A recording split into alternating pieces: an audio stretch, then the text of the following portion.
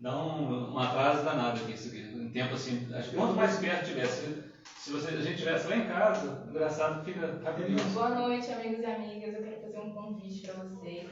Eu vou estar ao vivo agora na live do Dr. Sudré. Juntamente com o Dr. Alfredo, a gente vai falar sobre bruxismo. Se você tem interesse no assunto, quer saber mais, entre em contato.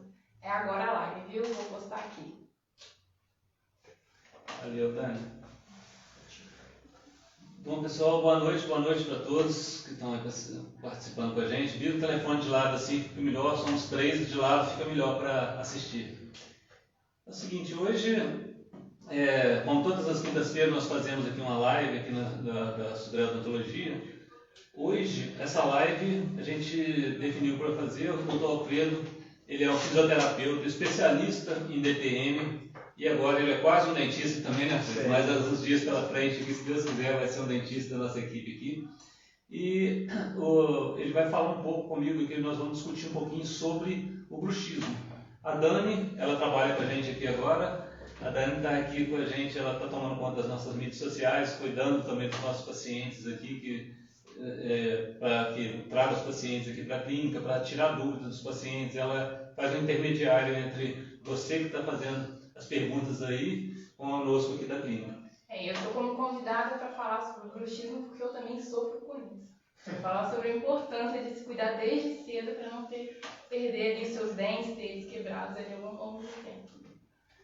Então, gente, como eu estava falando aqui, a gente vai tentar discutir um pouquinho, tentar não falar muita coisas voltado para o dentista, voltado mesmo para o paciente que tenha um problema de bruxismo, para o paciente que tem algum familiar, muitas vezes a esposa ou o marido, o cônjuge ali no caso, tem esse problema, e muitas vezes isso é um problema que pode gerar um problema até de relacionamento, porque durante a noite pode atrapalhar o sono de quem está dormindo junto, a pessoa não gostar mais de dormir junto com o outro por causa desse problema de atrapalhar o sono, e também muitas vezes o paciente tem algumas respostas no dia seguinte, tipo mau humor, dor de cabeça e outras coisas que a gente vai comentar sobre isso aqui. Então nós vamos tentar discorrer rapidamente sobre esse assunto aqui. E aí, Alfredo, tudo bem? Tudo bem. Fala um pouquinho aí sobre o bruxismo, qual a sua relação até hoje com o bruxismo, de onde você veio, Isso, né? Eu sou fisioterapeuta, eu sou especialista em DTM, né? Disfunção temporomandibular. Eu já estou aí há uns 5, 6 anos recebendo pacientes com bruxismo, né? E durante esse tempo a gente consegue, né, perceber, né, quais são aí as causas mais frequentes que nós temos dentro de consultório, né, os relatos do paciente. A gente aprende bastante ali com eles, por ser um problema, né, de difícil diagnóstico, né, muitos fatores contribuem ali para estar causando esse bruxismo. Resolvi colocar alguns slides ali, né, para a gente entender um pouco, né, como que desencadeia esse processo do bruxismo. Né? Vou colocar o primeiro slide. Ô Pedro, mas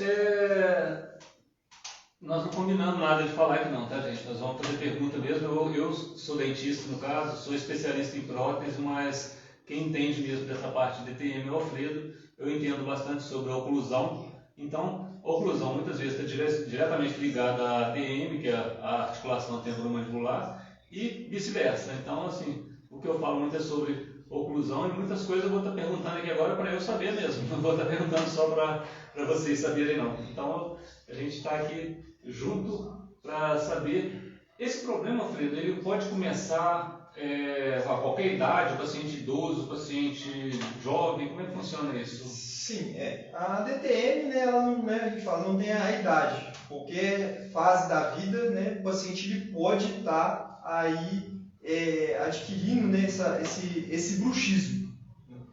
O que se discute há muito tempo é essa questão, como o Dr. João já falou aqui, sobre, né, se existe muito essa relação da oclusão, né, com o bruxismo. Então já foram feitas diversas pesquisas, né, que comprovam ali que, como o indivíduo ele nasce, né, com aquele processo de oclusão, né, ele vai crescendo naquele processo e não tem muito frequência, tá? Então, hoje... Processo de oclusão, quer dizer, o termo leigo. Isso. O processo de oclusão seria o encaixe, né, da mandíbula, né, na boca ali com a maxila, né? Esse encaixe perfeito. Então, se acreditava por muito tempo que, né, uma má oclusão, esse mau encaixe ali, né, ele poderia estar causando bruxismo. Então, já fizeram diversas pesquisas mostrando, fazendo o que a gente chama de desgaste seletivo, que são o quê? Você faz alguns desgastes nos dentes onde está tocando mais para ver se isso diminuiria o bruxismo do paciente, né? E isso não teve muito êxito, né? Então, hoje a gente está mais na linha de que o bruxismo está bem relacionado com o fator psicológico do paciente, o momento ali que ele está vivendo, né? Então, eu resolvi colocar alguns slides ali para a gente entender como que desencadeia todo esse processo do bruxismo, né? Eu não preciso de ter realmente um problema instalado no momento ali, tá? Mas eu posso ter um problema passado na qual desencadeia todo o meu processo, né, de estar fazendo um apertamento dental. Quando eu falo problema, eu estou querendo dizer, nós chamamos de ambiente percebido, tá? É o ambiente que eu estou aqui agora, né? Então, esse ambiente aqui é um ambiente, né, em live, muitas pessoas assistindo, ele me causa uma ansiedade, tá? Uma situação de estresse, tá? Então, não necessariamente eu preciso de estar naquele momento com uma situação de estresse, né? Eu posso ter tido um estresse passado que ele reflete, né, atualmente. Isso pode ser por cheiro, tá? Então, já tive casos dentro de consultório de fins de relacionamento, né, que a pessoa sente o perfume, né, do ex-companheiro, e isso leva a uma situação de estresse e começa a fazer o apertamento dental naquele momento. Isso é triste mesmo. Isso é bem triste, né? Sentir o cheiro do ex ou da ex, E temos também a causa de perdas, né? Perdi meu pai há muitos anos, hoje eu acordei pela manhã, escutei uma música que ele gostava e ali me deixou muito chateado. Eu passei a semana toda chateado, apertando os dentes. Uma coisa, eu estou perguntando aqui, diferença, por exemplo, você está falando apertar dente e bruxismo. Tem diferença? São coisas diferentes? Isso, a gente tem uma diferença na questão, né? O bruxismo, ele pode ser por ranger os dentes ou apertamento, tá? O que a gente encontra mais hoje em consultório são pacientes que apertam os dentes, tá? Na maioria das vezes eles, né, falam assim, eu não ranjo os dentes, eu aperto os dentes, né? A diferença tá mais nessa questão, né? Mas o ato mesmo de você manter, né, os dentes encostados um no outro, né, que nós chamamos ali por longo tempo, que nós chamamos de bruxismo, tá? Então, eu preciso, né, de ter um problema, tá? Esse problema, eu capto esse problema, o cérebro identifica esse problema. Então, esse problema ele entra no cérebro, numa área mais superficial, como está ali na segunda imagem. E esse processo ali eu chamo de memória de trabalho. O que é uma memória de trabalho? É quando eu recebo esse problema e eu vou identificar, tá, na minha memória a longo prazo, se eu tenho uma alternativa para estar resolvendo esse problema. Tá? Bom, então é um pré-julgamento do cérebro. Quando eu tenho esse problema e eu não tenho uma solução para ele, eu gero uma atitude de estresse, tá? Então essas informações, elas descem mais profundas no cérebro, tá? Ali na região que a gente chama de tálamo, e ela autoriza, é como se fosse uma autorização, tá? Essa área do cérebro autoriza lá nos rins, tá? Como está ali na imagem, tá? A imagem ali, ela, né, mostra ali aqueles dois chapeuzinhos que estão em cima ali, nós chamamos de glândula adrenal. Qual que é a função dessa glândula? A função dessa glândula, ela faz todo o controle de sódio, de potássio no corpo, tá? Da hipertensão arterial. Então a gente começa a entender que o fator emocional ele tem a ver muito com o fator fator, né, do aumento da pressão arterial. Ô doutor, uma pergunta. Toda pessoa ansiosa sofre com bruxismo? Não, nem toda pessoa ansiosa ela sofre com bruxismo, tá? Abaixamento? Não. Nós temos pontos de tensão no corpo. Um dos pontos de tensão que nós temos no corpo é a região da mandíbula. Temos outros pontos que são o quê? Coluna, né? A região de ombro. Então, vamos dizer assim, 70% da população mundial, o ponto de estresse maior dele é na região de coluna lombar. Tá? Coluna lombar e região de trapézio. Né? Então, nós temos uma porcentagem um pouco menor que faz esse apertamento. Mas hoje, né, depois da pandemia, a gente pode acreditar que deve estar igualando o número de pessoas que, pelo menos, já sentiram uma dor de coluna, né, com o apertamento dental. Então, dentista, então, está enrolado. Dentista trabalha torto, toda cabeça rotação, torta, ou seja, o trapézio trabalhando, coluna rotacionada e com estresse. E com mulher que sobra enchendo o saco. Aí é um problema maior, né, Dr. João? Aí está enrolado. O bruxismo é genético também? Nós temos, tem pesquisas, né, falando sobre essa questão genética. O que eu considero e vejo no consultório que a questão é o seguinte, é que pais ansiosos, né, costuma ter mãe e pai ansioso, isso pode refletir, né, nesse filho um pouco mais ansioso de fazer o apertamento dental. Ou seja, é mais familiar do que genético. Mais familiar do que um fator genético. Tá? Tem algumas pesquisas que demonstram isso, mas nada muito bem comprovado. Né? Eles afirmam que tem esse fator, mas eu considero mais nessa questão que a gente está falando aqui. Né? Bom, então, voltando ali aquele raciocínio, é o seguinte, quando, além, né, de controlar a pressão, aquelas duas glândulas, aqueles dois chapeuzinhos que estão ali em cima, outra função, quando eu recebo aquela carga negativa, né, essa glândula faz uma liberação de hormônio, tá? Que é a adrenalina, né, e aí o cortisol também. O que são esses hormônios? São hormônios que causam um processo todo de ansiedade no meu paciente. Tá? Então, passa para mim, por favor, doutor. O que acontece a partir de quando aquelas glândulas liberam no sangue? A gente consegue identificar muito bem o momento que ela libera, é que quando a gente leva um susto, né? Que a gente sente aquele calor subindo, né? Levou o susto, sente um calor, aquilo é o momento da descarga. Né? A descarga da glândula, né, liberando ali adrenalina e cortisol no sangue. Qual que é a função disso, desse hormônio? Fuga. Fugir. Um hormônio para proteção do corpo. Lá do nosso antepassado, lá dos homens da caverna. Lá dos homens da caverna ainda. Tá? Quando tem essa liberação de hormônio no sangue do paciente, tá? Eu começo a ter um aumento da minha frequência respiratória e cardíaca. Então o paciente começa, o coração dispara, né, a respiração ela fica mais ofegante e eu entro num ciclo. Né? Naquela imagem vermelha a gente percebe ali. E eu entro no que a gente chama na psicologia de quê? De luta e fuga. Né? Então é aquela sensação de que está acontecendo algo, né? Fora do controle. Fora do controle. Né? O que eu preciso fazer? Eu preciso de arrumar um artifício na qual eu tenho a quebra desse ciclo. Né?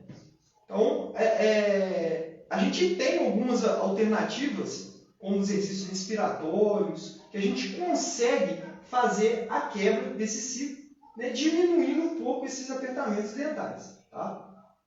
Mas a consequência desse ciclo, quando o paciente está nesse ciclo, é ele fazer, como você vê na imagem ali, esse apertamento.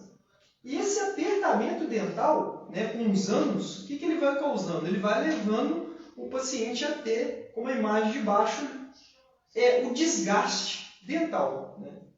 Então, é um problema que está muito ligado ao fator emocional desse paciente. E eu falo que é uma via dupla. Né? Eu posso ter, exemplo, pacientes que dormem muito mal. Ele pode levar, né? Esses pacientes que dormem muito mal, eles podem, né, dormir mal, leva um quadro de ansiedade, porque não descansa o paciente, é um cansaço. E esse é o fator, ele pode desencadear o bruxismo, ou vice-versa. Né? O bruxismo levar também o paciente a estar dormindo mal, né, por todo o processo de ansiedade dele. Eu vejo muito, Alfredo, às vezes alunos que a gente está dando aula e principalmente próximo da hora de prova, ou mesmo amigos meus que trabalham com informática, como gamers, eles muitas vezes ficam ali tenso e mexendo esse músculo o tempo todo aqui. Isso queria dizer assim, que isso pode ser só apertamento ou você pode fazer um bruxismo durante um momento desse também. O bruxismo ele vai ser estritamente desencadeado por um fator do dia, mas vai ser desencadeado durante a noite, na hora que está dormindo? Não? Isso pode sim acontecer, né? Alguns anos atrás a gente tinha uma convicção maior de que a gente achava, né, que o bruxismo ele era feito só no sono, né? No momento de dormir. Hoje a gente sabe que boa parte do momento que você aperta o dente é quando você chama de vigília, acordado. Esse ambiente que nós estamos aqui no trabalho, com múltiplas funções, talvez a gente não está dando conta em relação àquilo, e a gente começa a fazer um apertamento dental. Então hoje a gente já sabe que o apertamento dental ele ocorre quando nós estamos acordados, e não mesmo no sono. Isso pode refletir à noite, né?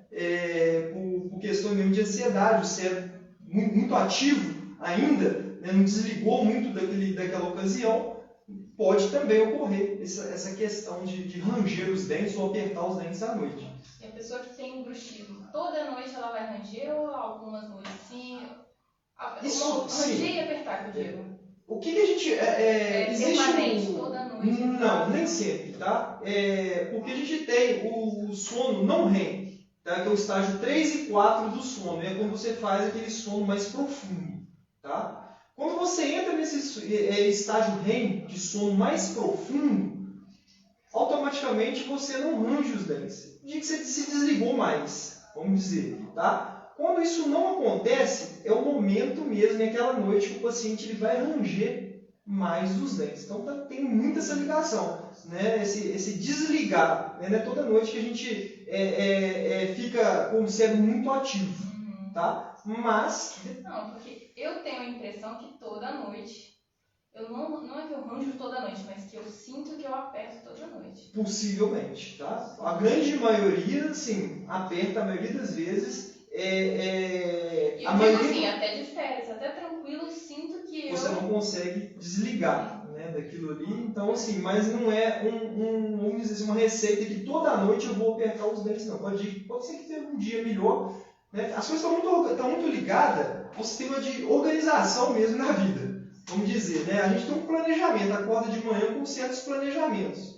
Quando a gente cumpre aquele planejamento, né, parece que a gente descansa mais. Né? Hoje eu cumpri tudo que eu almejei, né, para aquele dia. Então parece que você tem uma noite mais tranquila. Tá? Mas, por exemplo, se você... eu não estou tranquilo durante do dia aqui, estou meio tenso. Aí resolvo ou tomar um uísque para relaxar ou tomar... Algumas pessoas tomam antidepressivos. É lógico que tem pessoas que decentes, não estou falando para ninguém parar de tomar antidepressivo, não confunde, não. Estou falando assim, se a pessoa, o antidepressivo pode levar a aumento ou diminuição do bruxismo ou a bebida alcoólica, assim, são duas coisas diferentes, mas que acabam... Isso. Né? A bebida alcoólica, ela leva o bruxismo. Tá? Ela mexe ali numa área... Ela é o contrário, ao invés de relaxar, ela faz com que o seu músculo fique mais rígido. Isso. Né? Ela ativa uma área do cérebro, tá? Na qual vai ter estimula contrações musculares. Entendeu? Então, essa é uma falsa impressão que você vai beber e vai relaxar. Tá? Isso não acontece na realidade. Isso tem uma aceleração, tá, das conexões cerebrais ali, que vai te levar a maior contrações musculares. Né? O efeito é reverso. É um efeito reverso. Né? Eu estou contando isso aí porque a maioria das pessoas que a gente vê que são alcoólatras, a maioria que chega aqui, primeira coisa que a gente vê, é desgaste por acidez, né, no caso, regurgitação e tudo mais, e outro é desgaste, tipo aquele ali, desgaste com dentes muito desgastados, muito encortados, muito quebrados, dente faltando, dente com fratura. A gente pergunta, como foi? Esse dente fraturou do nada. Entendeu? Então eu estou perguntando isso por causa disso, que muitos alcoólatras que chegam aqui, infelizmente, ou às vezes, felizmente, já largou desse momento ali do vício, mas a gente percebe que está com o dente muito detonado, dente todo quebrado, dente fraturado, dente com desgaste de regurgitação também. mas então o álcool já seria O álcool é um fator desencadeante para estar fazendo esse apertamento dental. E a outra questão também, como o Dr. João, né, falou aqui, são algum tipo de antidepressivo, né? Chegou uma pergunta aqui, da Laís. Ela perguntou assim: quais malefícios o bruxismo pode causar a longo prazo se não tratado? Isso. O bruxismo, se você não fizer esse tratamento, você vai ter desgaste dental, tá? E você vai ter um desgaste articular muito excessivo, tá? Que pode ter casos que a gente vai precisar de estar fazendo algumas cirurgias ali de colocação de prótese na região, né? Aqui na região do côndilo, da TM. Então, esses são... E dor, né? A dor é bem considerável quando o paciente ele faz esse... no dia seguinte, né? Isso, é a dor do cansaço, né? Do cansaço muscular. Essa dor do cansaço... Quando eu durmo sem a férola, é como se eu não tivesse dormido. Né? Isso. É a dor de cabeça. É uma dor de cabeça, Isso é até interessante que, assim, o setor a Universidade Federal de Juiz de Fora, ela tem um serviço de DTM, né? Ela é um serviço que é um dos maiores da América Latina, né? Então, assim, lá dentro tem várias pesquisas realizadas.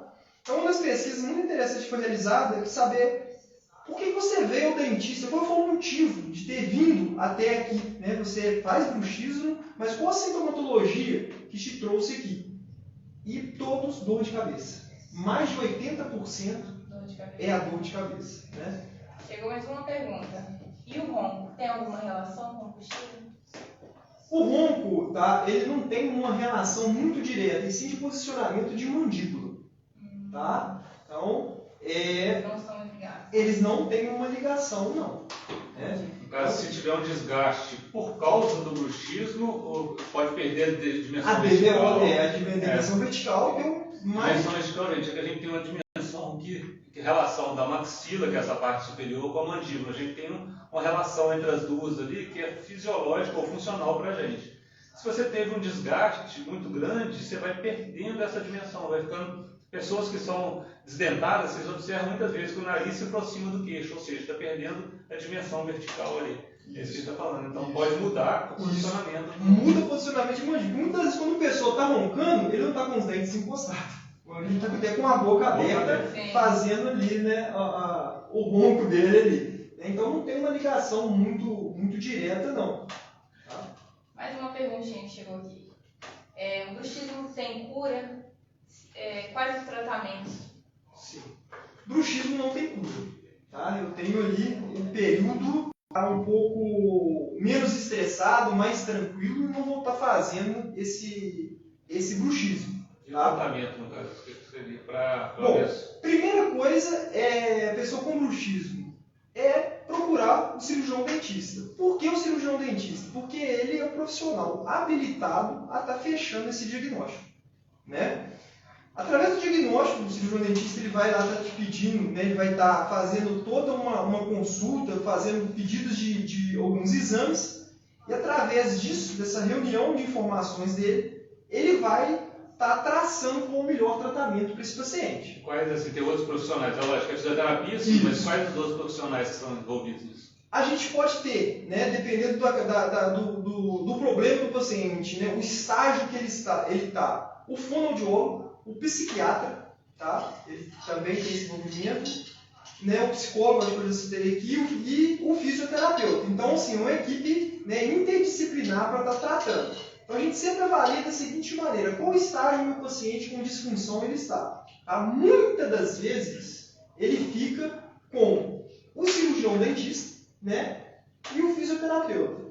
Mas talvez ele tenha um trauma de infância, uma coisa que ele não consegue se desconectar daquilo.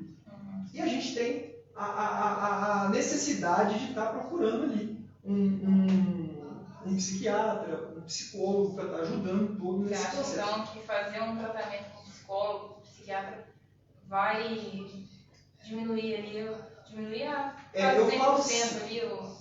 100% não, mas ele ajuda no caso da gente, fisioterapeuta e o cirurgião dentista, né? Ele tira um pouco o quadro de ansiedade desse paciente. que muitas das vezes esses pacientes eles não têm nem a paciência de fazer o tratamento.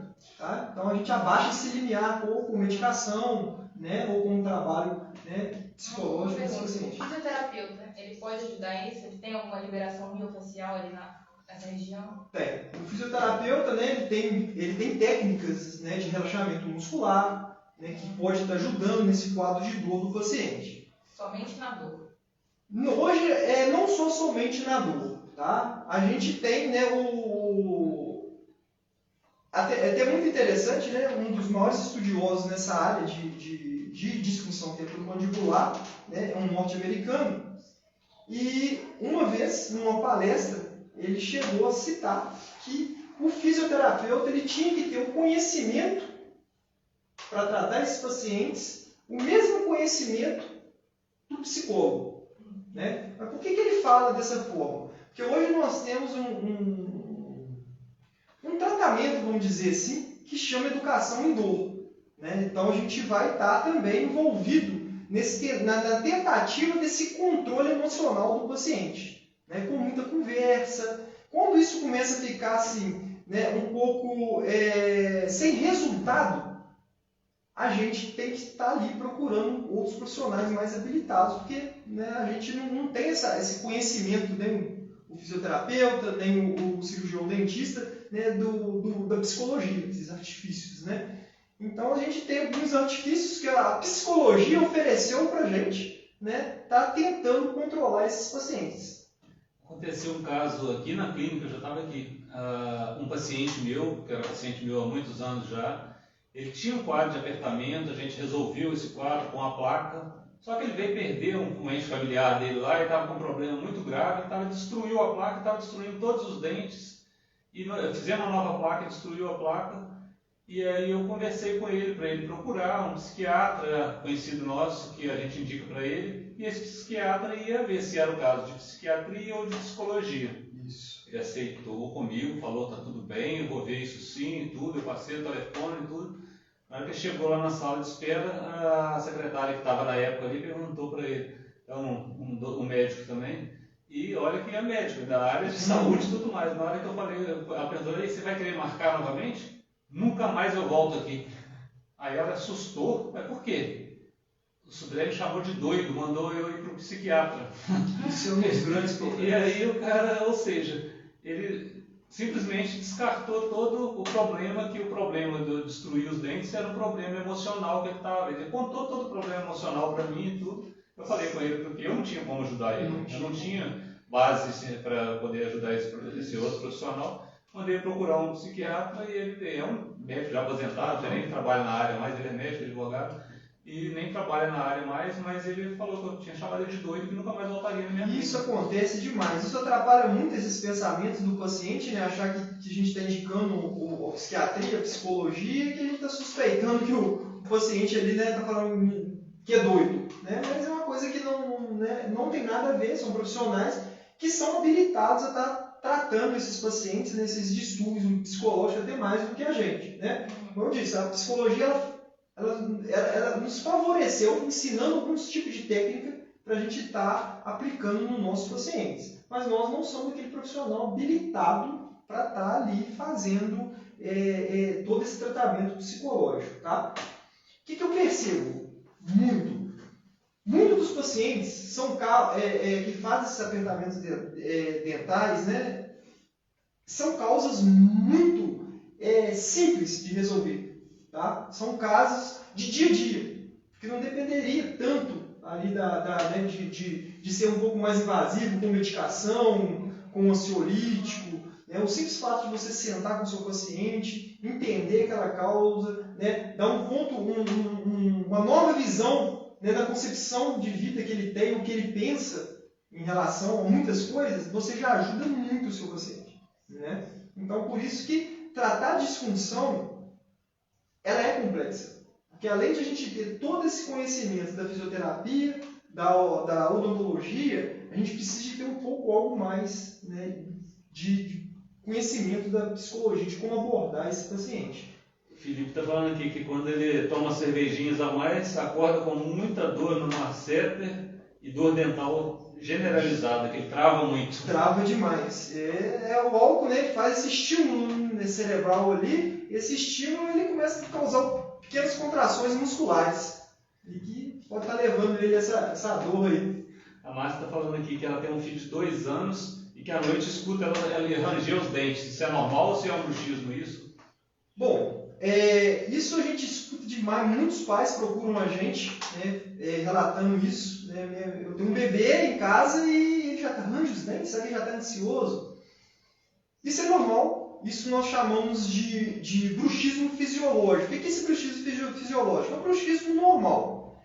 Isso é uma tentativa, tá, de instabilidade dos dentes. Né? Então, essas crianças, os dentistas que nascem, os incisivos ali centrais, ele não tem os dentes posteriores, que é o apoio. Então, ele fica naquela tentativa de instabilidade. Então, ele faz esses movimentos, né, que é um movimento que a gente chama fisiológico normal, na tentativa de fazer o que a gente chama de oclusão, né, perfeita, do encaixe perfeito. Isso acontece muito quando a criança não tem, né, os molares. Mas na clínica, a gente percebe que, foi até o caso da minha filha mesmo, quando a criança está nessa fase de transição do dente de leite, né, para o dente permanente, ela ainda faz muito quadro de apertamento dental. Né? Parece que assim, ela perde um pouco a propriocepção, né, no tamanho dos dentes. Dente ali, que tá saindo do dente de leite, crescendo outro. Até mesmo pela questão do tamanho dos dentes. Né? Ela está procurando um encaixe ainda perfeito, ela está numa fase mista de transição.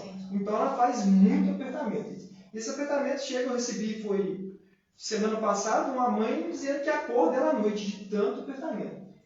A gente precisa de analisar isso muito bem. Por quê? Isso é fisiológico, é normal. Mas eu preciso de escutar essa mãe.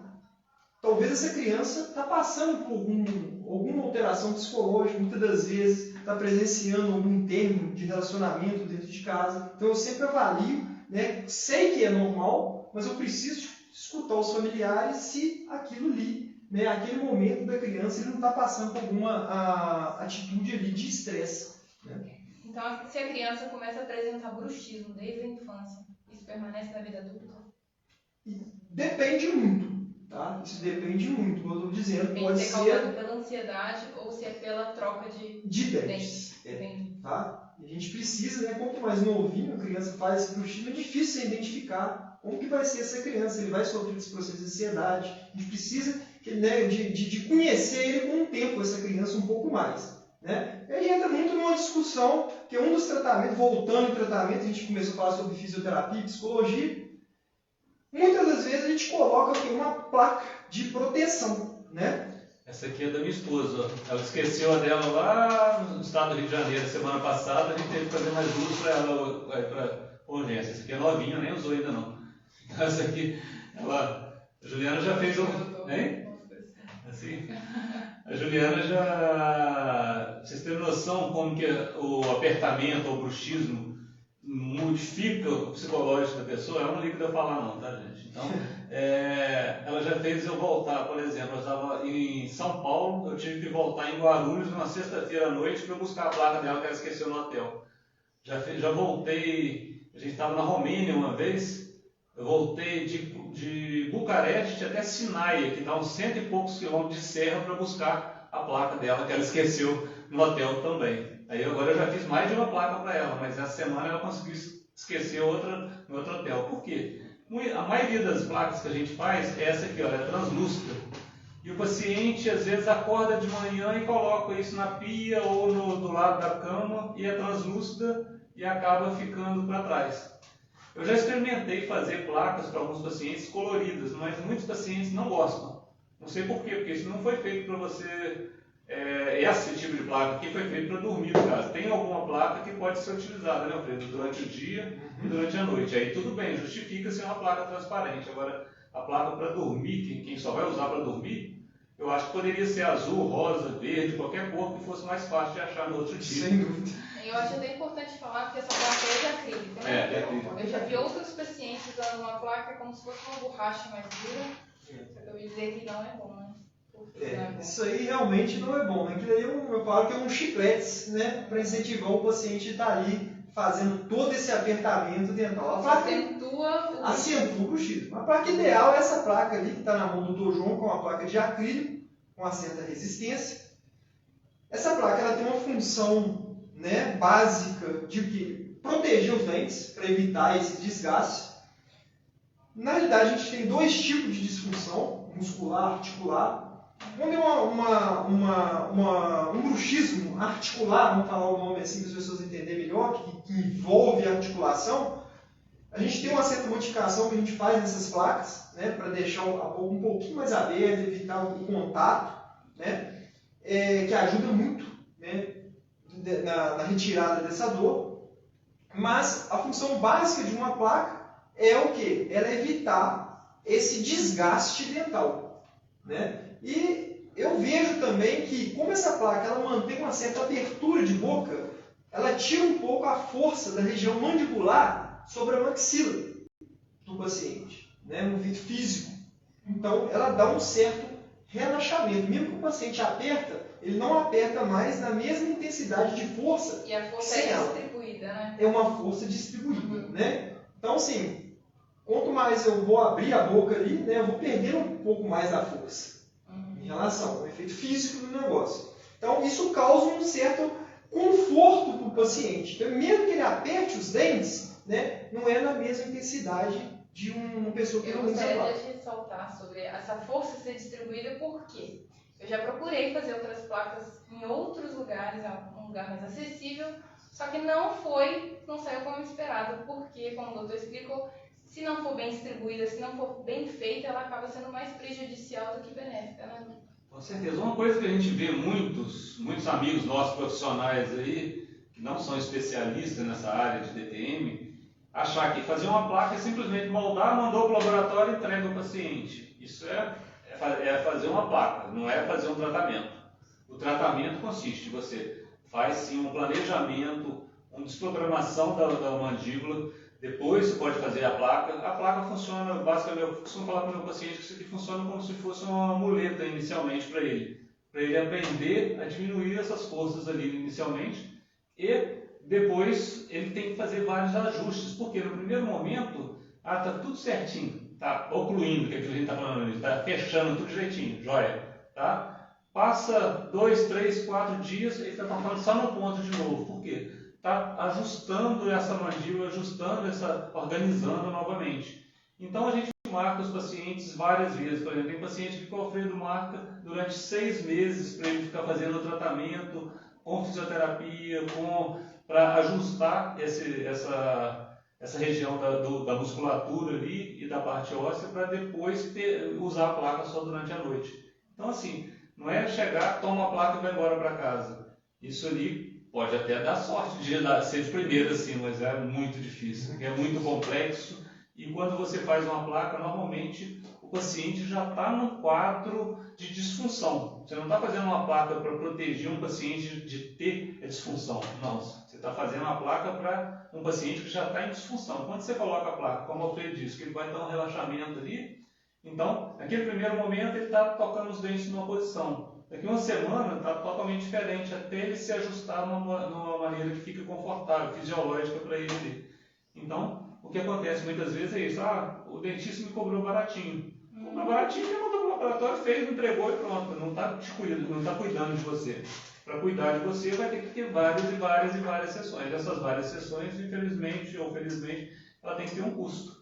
Esse custo acaba refletindo no valor final do trabalho.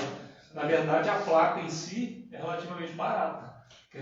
Vocês dois têm bruxismo também? Eu tenho apertamento. Você também? Apertamento. Quase todo mundo tem. Algumas pessoas não sabem.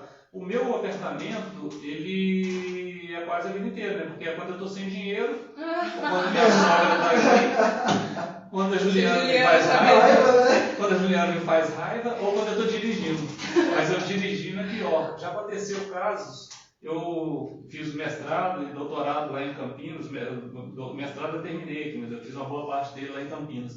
Então eu saía daqui e o ponto que eu parava era perto de Resende, tem um posto à direita ali assim, que eu parava pertinho de Resende, dá mais ou menos uns 270 quilômetros daqui. E eu fico tenso de dirigir. Eu vou dirigindo, eu fico tenso mesmo. Então eu vou dirigindo na hora que eu parei nesse posto algumas vezes, na hora que eu paro, que eu abro a boca, dói tanto aqui que eu chego a segurar assim, para eu voltar com a articulação para o lugar para parar de doer. Aí eu passei a usar a placa quando eu estava nesse momento de estresse meu, que é a direção. E lógico, eu estou sozinho, né? Se eu tiver com outra pessoa conversando do lado e tal, aí não tem estresse não, mas eu sozinho, eu não sei o que eu fico pensando não, ou se eu fico em outra dimensão, que se eu tiver sem a placa, nossa, eu chego lá. À noite você não usa também? Às vezes sim, quando eu estou cansado, muito cansado, ou quando eu estou com algumas afazeres. Na época do mestrado, cara, você tem vida antes e depois do mestrado. No mestrado você não tem vida. Aí na época do mestrado, se eu ficar sem isso aqui, eu acho que eu tinha quebrado meus dentes todos. Então... E uma coisa que é interessante, a gente fica muito, né, igual ela fez a pergunta ali no começo, que sobre os pontos de estresse, né? A maioria das pessoas que fazem o bruxismo, ele também não só aperta os dentes, as mãos, e tem distúrbios gastrointestinais. Então eu já tive paciente com refluxo, né? Todo o processo. Então eu já tive pacientes com diagnósticos de distúrbios gastrointestinais, que começou, vamos dizer, mais velhos, né? Mas que na realidade não é que ele desenvolveu esse bruxismo mais velho. Tá? O distúrbio gastrointestinal dele, depois que foi uma paciente que ela entrou para o mercado de trabalho, ela já era ansiosa. Quando ela entra, então ela já fazia um aperto dental.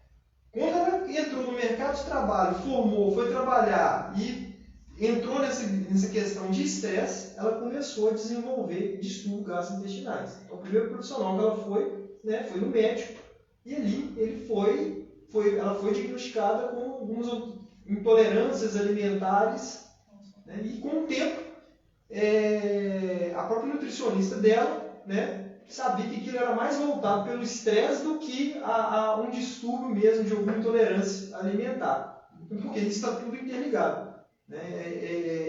Não só a perda dental. Então, quando o paciente sofre um bruxismo, vamos dizer que é um bruxismo considerável mesmo, tá? De moderado para grave, né? Você pega até o controle da televisão da pessoa, ela é desgastada de tanto que ele aperta. E como é que a pessoa de casa descobre se ela tem bruxismo ou não? Moderado, médio, leve? Isso. Para te falar a verdade, eu já atendi muitos pacientes com dor na face, ele chega com dor na face, dor de cabeça, e ele jura que ele não faz o apertamento. Então, depois da primeira consulta, a gente começa a conversar, mostrar, como eu fiz ali esses slides, deixar ele consciente o que é realmente o bruxismo. Na segunda consulta que ele chega para mim e fala: doutor, você acredita, como ele relatou ali, que eu aperto os dentes dirigindo? Ele nem percebe isso. Tá? Então, muitas das pessoas ela não tem essa percepção. Uma experiência própria minha, com 9 para 10 anos, eu fui ao dentista e ele falou: olha, você tem bruxismo, seus dentes já estragaram. Você tem que procurar usar uma placa, senão daqui a alguns anos você vai ficar com o dente cerrado. Você vai perder a sua dentição, vai ficar tudo curta, né? E na época eu era muito nova, não importava. Assim, a gente criança, às vezes a gente não presta atenção, né? Mas depois da vida adulta, que eu fiz a placa, eu vi a diferença na qualidade de vida que é você usar uma placa, e uma placa assim, bem feita, né? Uma placa que o dentista vai e é distribuído corretamente ali a força da sua mordida. Essas pessoas, a maioria das vezes, elas vão descobrir que faz esse apertamento quando ela acorda pela manhã com um cansaço na face. Tem gente que acha que esse cansaço da face pela manhã ele é natural. E é natural, sente até o dia inteiro, porque eu só prova. O dia inteiro. Sonolência, por exemplo, depois do almoço, sonolência volta 5 e pouco da tarde, fora dos horários ali. Isso pode sim, tá? Esse aí já é um caso que eu tenho que ficar preocupado, né? Não só com a questão de eu fazer um tratamento, colocando uma placa e fisioterapêutico, mas eu tenho que estar, né, ligado se esse paciente não está com algum tipo de distúrbio do sono. Como eu já tive vários pacientes que não adiantaria de estar fazendo aquele tratamento comigo naquele momento. Ele teria que passar por um médico especialista em sono, controlar ali toda a questão cerebral dele no sono, para ele estar podendo vir até mim continuar esse tratamento. Né? Porque senão, assim, né? A gente não está tratar bruxismo, a causa do bruxismo ela é muito difícil, né? Até hoje não tem nada. Não tem direto, nada. Né? O que cabe, né, um profissional mais alerta é fazer isso que eu estou dizendo, é você saber se aquele é o momento de você estar tratando esse paciente. Será que não seria o momento da psiquiatria? Será que esse paciente não tem um distúrbio de sono? Né? Recebi aqui, alguns meses atrás, uma paciente que não dormia, anos. Né? E um profissional dentista me mandou essa paciente para fazer um tratamento fisioterapêutico para tirar a dor dela. Mas essa disputa, essa queda de braço seria muito desleal comigo, porque eu preciso de controlar o sono dessa pessoa, primeiro, né, fazer um tratamento ali, abaixar esse nível dela, para depois ela suportar o meu tratamento. Né? Então, isso que é um filho de a gente pegar qual momento mesmo que eu devo estar entrando nesse tratamento. No caso, por exemplo, assim tem desvio septo nasal, e, ou seja, a maioria desse aí vai ficar ter respirador bucal por causa do desvio. E ele poderia ter um bruxismo mesmo sendo respirador bucal? Isso, tá? Perguntando isso porque eu já tive esse problema. Eu acordava durante a noite sufocado com aquilo. Se eu passasse uma poeira, por exemplo, se eu passasse num lugar que tivesse um mofo, aquilo me afogava, e nessa época é a época que eu tinha mais dor nessa região aqui. Primeiro, o que acontece? Esse paciente, eu faço duas considerações desses pacientes. Primeiro, que ele é um paciente com desvio septo. À noite ele respira muito mal, né? A maioria das vezes ele tem que buscar essa respiração pela boca, tem um ressecamento muito excessivo da boca, tá? E durante a noite ele vai na tentativa de identificar aquilo ali. É um dos fatores que pode acontecer, ele vai apertar ali. E o segundo que é o paciente que ele tem esse desvio de septo, ele não respira bem. Se a pessoa não respira bem, automaticamente ele não vai dormir também muito bem. Se ele não dorme muito bem, o sono seria um revitalizador das pessoas. Durmo, recupero minhas energias no próximo dia. Se ele faz isso mal, esse sono mal à noite, por questão da respiração, ele vai ter o quadro da ansiedade, ele vai ter um quadro de estresse um pouco maior e ele vai estar levando ele a estar fazendo esse apertamento. Eu também já tive caso em consultório do paciente falar, eu sofro do bruxismo e tá. Aí durante a consulta, você tem desvio? Já fez algum exame, viu se não tem desvio de septo? Rapaz, tenho mesmo, médico falou que vai fazer uma cirurgia. Fez a cirurgia, vamos dizer assim que diminuiu em 70% a 80% o bruxismo. No caso, isso pode ser também pelo afundamento do palato, por causa do desvio do septo. Geralmente o respirador bucal vai ter palato profundo. Isso aí também pode gerar uma disfunção. Pode gerar essa disfunção, sem dúvida. Um dos tratamentos que me foi oferecido também foi o Botox. Só que, ao meu ver, eu gostaria que você falasse mais sobre isso. Porque, Sim. Ao meu ver, eu ainda senti o apertamento presente. Eu parei de ranger. Isso aí. Mas eu não achei... Isso é a discussão do momento. Né? Essa é uma discussão, vamos dizer assim, para o profissional que trata bruxismo, tá? Isso já caiu por água abaixo. Né? Nós não utilizamos mais com Botox. Eu ainda fico, vamos dizer assim, não puxo para lado nenhum. Né? Eu sou em cima do muro, eu gosto muito de analisar quem é o paciente que está na minha frente. Por que eu estou te falando isso? Pelo seguinte, é muito frequente a gente receber crianças especiais dentro de consultório, né? Com autismo severo, que faz um apertamento bem considerável. E que o nível de tratamento nosso, a gente depende do nível de consciência daquele paciente, né? Daquela criança, de entender, explicar. E muitas das vezes nós não temos esse nível de consciência, né? Desse entendimento. Nesse caso, eu recomendo muito a utilização de Botox, porque ele é minha única alternativa de tirar um pouco a força desse macete, desse músculo, né? Para diminuir um pouco esse apertamento.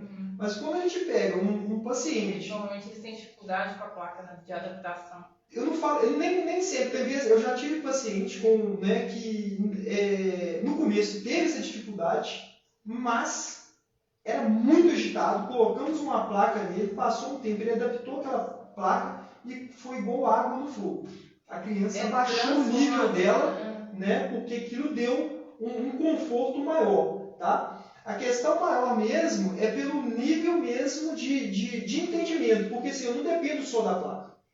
Eu dependo o quê? De mudar o hábito daquele paciente. Né? Olha, isso aqui te causa estresse? Faz de outra forma. Vamos tentar. Muitas das vezes, né, se é uma criança bem comprometida psicologicamente ali, eu não tenho esse feeling com ela. Então, eu considero o Botox, nesses casos, muito necessário. Agora, quando eu pego uma pessoa, né, como você, um tratamento, né, que tem um bom entendimento do que eu falar, não é porque o Botox, o que ele vai fazer? Ele vai tirar um pouco a força, né, da musculatura, ele diminui, né, a força com muitas Eu ainda vou aplicações. continuar apertando com menos força.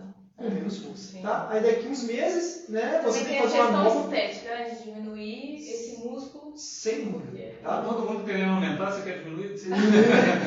Todo mundo. Né, Johnny? Aí, o pessoal tá querendo aumentar essa região aqui, ela tá querendo diminuir. Deixa eu contar. Então, o Botox hoje, assim, né, para quem atende, que trabalha com disfunção, né, já são pesquisas que ele não é a gente tem outros artifícios, né? Pode ser um coadjuvante, não está descartado. Mas a educação em dor, o profissional ter um conhecimento de educação em dor é muito mais benéfico para o seu paciente, né? De passar isso para ele. No caso, o uso de outros tipos de medicina, por exemplo, alternativa talvez ali, que é tipo Botox não, tipo acupuntura, por exemplo, Isso ou é mesmo TENS, outras coisas a mais ali. Isso tudo é muito recomendável, porque a acupuntura ele mexe com o quê? Com a parte, né, ele tem possibilidade de trabalhar a parte de ansiedade desse paciente, o relaxamento. Tratar a disfunção, né, o segredo é o quê? Relaxar a musculatura. Até dentro da fisioterapia existe essa discordância de profissionais, os livros mesmo mostram, né, de que como que eu vou tratar uma disfunção? Pedir o paciente para fazer força, coloca uma borrachinha, não é o ideal. Por quê? O paciente já faz um apertamento, ele já vem isso aqui cansado. Tá? Então, o segredo é você levar esse paciente a quê? A um relaxamento dessa musculatura. Tá? Mas a melhor solução, no caso, é a placa, né? O primeiro estudo é fazer uma placa. Olha, eu considero, nem todos os pacientes utilizam placa. Tá? Nem todos os pacientes. Eu gosto muito, porque é uma garantia que eu tenho do meu paciente, mesmo que ele faça esse apertamento, que ele não está desgastando os dentes. Mas a placa não também tem toda a indicação para todos os pacientes. Tá? Não tem essa indicação geral, não. Eu ainda prefiro, porque eu acho que tem uma noite de sono melhor. Não só melhor, mas eu estou protegendo os dentes desse paciente. Né? Como é que eu vou graduar qual o nível de apertamento que esse paciente está fazendo, né? Que no futuro ele não vai desgastar esses dentes ou mesmo comprometer essa articulação. E no caso o bruxismo, ele pode levar ao problema de dente, não, canal no dente, fratura de dente, ou perder raiz de dente? Pode. Tá? Eu já recebi. Perder raiz de dente? Já vi absorver a raiz do absorção do dente, tá? E uma coisa que deixa o cirurgião dentista assim, bem maluco. Já vi casos de extração de vários dentes, o paciente chegar, né? Esse doutor, esse dente está doendo, ele vai naquela insistência, né? E muito talvez os cirurgiões dentistas mais não tão bem preparados de estar fazendo a extração desse dente. Ele diagnostica errado, no caso, e faz a extração errada. Faz a extração errada. O continuador. Eu tive um paciente no Rio de Janeiro há um tempo atrás de que o dentista chegou a tirar o implante dela. Porque ela acabou de colocar o implante, ela fala, e daquilo ali, no dia que ela colocou o implante, no outro dia ela começou a sentir como se fosse uma dor de dente na região. E dali ele teve que tirar e não passou. Então eu já vi isso em muitos casos. Muitos casos. Quando você vê, uma placa, talvez já ajudaria bem essa paciente. Muito bom, Sr. Pedro. Mais alguma coisa que você queria falar? Mais alguma coisa, Dani? E nós conseguimos passar aí para o povo aí, né, o que é o bruxismo. Só falo que se você apresentou algum desses sintomas, procure algum médico de confiança que faça um bom tratamento, porque eu já passei por experiências boas e ruins nesse caso. Eu fiz uma placa que o tratamento não foi bem feito, não ficou legal o pós, eu tive problemas, né? Não estava me ajudando. e resolvi fazer uma placa ali com um tratamento bem bacana.